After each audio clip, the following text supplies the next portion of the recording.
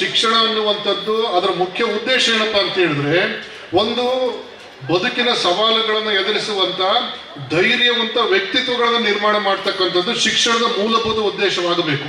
ಆದ್ರೆ ಇತ್ತೀಚಿನ ಶಿಕ್ಷಣವನ್ನು ನಾವು ಗಮನಿಸ್ತಾ ಹೋದಾಗ ಒಂದು ಆತಂಕ ಉಂಟಾಗೋದೇನಪ್ಪಾ ಅಂತ ಹೇಳಿದ್ರೆ, ಬದುಕಿನ ಸವಾಲನ್ನು ಎದುರಿಸುವಂತ ಅಥವಾ ಬದುಕಿನ ಕೌಶಲ್ಯಗಳನ್ನು ಕಲಿಸುವಂತ ಶಿಕ್ಷಣ ನಮಗೆ ಸಿಗ್ತಾ ಇದೆಯಾ ಅಂತ ಹೇಳಿದ್ರೆ ಬಹಳ ವಿಷಾದದಿಂದ ಹೇಳಬೇಕು, ಖಂಡಿತ ಇಲ್ಲ ಅಂತ ಹೇಳಿ. ಇವತ್ತಿನ ಶಿಕ್ಷಣ ಏನಾಗಿದೆ, ಮಕ್ಕಳನ್ನ ಕೇವಲ ಒಂದು ರೀತಿಯಲ್ಲಿ ಯಾಂತ್ರಿಕವಾಗಿರ್ತಕ್ಕಂತಹ ರೀತಿಯ ಒಳಗೆ ಕಲಿಕೆಗೆ ಒಳಪಡಿಸುವಂತ ಶಿಕ್ಷಣ ಆಗಿದೆ. ಆ ಮಕ್ಕಳು ಹೆಂಗಾಗ್ತಿದಾರಪ್ಪ ಅಂತಂದ್ರೆ ವಿಮರ್ಶೆ ಮಾಡೋ ಗುಣವನ್ನು ಕಳ್ಕೊಳ್ತಾ ಇದ್ದಾರೆ, ವಿಶ್ಲೇಷಣೆ ಮಾಡುವಂತ ಗುಣವನ್ನು ಕಳ್ಕೊಳ್ತಿದ್ದಾರೆ, ವಿವರಣೆ ಕೊಡುವಂತ ಗುಣವನ್ನು ಕಳ್ಕೊಳ್ತಿದ್ದಾರೆ.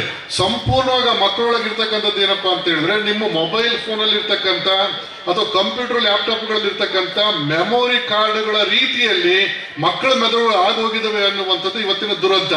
ಶಿಕ್ಷಣ ನಿಜವಾಗ್ಲೂ ಮಾಡಬೇಕಾಗಿರ್ತಕ್ಕಂಥದ್ದು ಮಕ್ಕಳನ್ನ ಮೆಮೊರಿ ಕಾರ್ಡ್ಗಳನ್ನಾಗಲ್ಲ, ಮಕ್ಕಳ ಮೆದುಳು ವಿಚಾರಶೀಲವಾಗಿ ವಿಕಾಸವಾಗುವಂತ ರೀತಿಯ ಒಂದು ಕೌಶಲ್ಯಗಳನ್ನ ಮಕ್ಕಳಿಗೆ ಕಲಿಸುವಂತ ಕೆಲಸವನ್ನು ಶಿಕ್ಷಣ ಮಾಡಬೇಕು.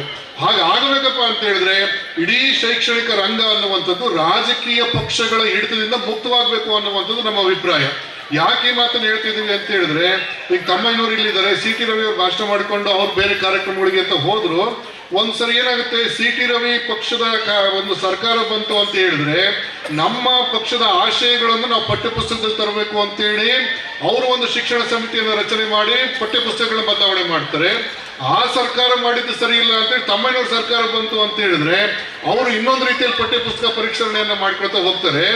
ಈ ರೀತಿಯಾಗಿ ಒಂದೊಂದು ತಾತ್ವಿಕತೆಯನ್ನು ಅನುಸರಿಸುವಂತ ಪಕ್ಷಗಳ ಸರ್ಕಾರ ಬಂದಾಗಲೆಲ್ಲ ಪಠ್ಯಪುಸ್ತಕಗಳ ಪರಿಷ್ಕರಣೆ ಆಗ್ತಾ ಹೋಯ್ತು ಅಂತ ಹೇಳಿದ್ರೆ ಆರೋಗ್ಯಕರವಾಗಿರ್ತಕ್ಕಂಥ ಶಿಕ್ಷಣವನ್ನು ಕೊಡೋದ್ರಲ್ಲಿ ಖಂಡಿತವಾಗಿ ವಿಫಲರಾಗಿ ಹೋಗ್ತೀವಿ ಅನ್ನುವಂಥದ್ದನ್ನ ಅರ್ಥ ಮಾಡಿಕೊಳ್ಬೇಕು.